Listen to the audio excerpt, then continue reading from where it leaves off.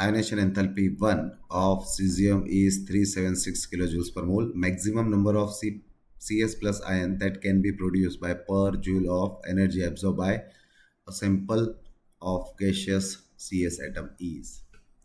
चलो ठीक है, तो सबसे पहले तो यहाँ पे कह दिया अपने को सीजियम का आयनेशन एंथैल्पी 1 दिया है, कितना है 376 किलो जूल्स पर मोल, और हमको क्या फाइंड करना है कि कितना maximum Cs plus ion generate हो सकता है और वो कितने एटम्स उसके बन सकता है।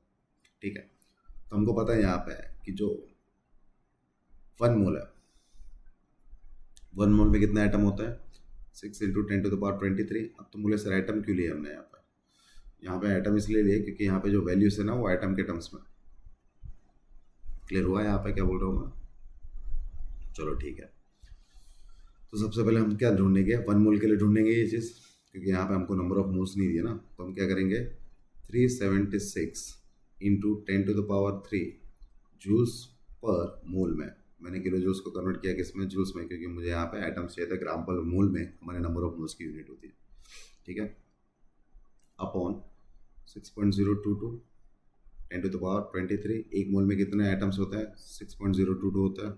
इसको जब मैं सॉल्व करूँगा तो मेरा आंसर आएगा 6.24 इंटू 10⁻−19 जूल्स पर एटम, बराबर। उधर किलो जूल्स पर मोल लेते हैं हम, यहाँ पे मैं क्या यूज़ कर रहा हूँ जूल्स पर एटम। एटम नहीं लिख सकते हम, यहाँ पे आयन लिखेंगे। आयन लिखने का रीज़न क्या है, मुझे किसका फाइंड करना है सीजियम प्लस का। अब दिस इज क्लियर, क्योंकि यहाँ पे नंबर ऑफ मोल्स के लिए नहीं ना, एक मोल के लिए पहले फाइंड करना होता। समझ में आया कैसे फाइंड किया उसको? ठीक है, अब हमको इतने एनर्जी लग रही है कितने के लिए 6.24 इंटू 10⁻−19 एटम्स के लिए। तो मुझे बताओ 1 आयन के लिए कितना लगेगा, तो 1 आयन के लिए कितना लगेगा मैक्सिमम एनर्जी। तो यहाँ पे जो एनर्जी मिली वो डिवाइड कर देंगे हम 6.24 इंटू 10⁻−19 जूल्स। तो जब मैं इसको सॉल्व करूँगा तब मेरा आंसर आएगा 1.60 इंटू 10⁻18 आयन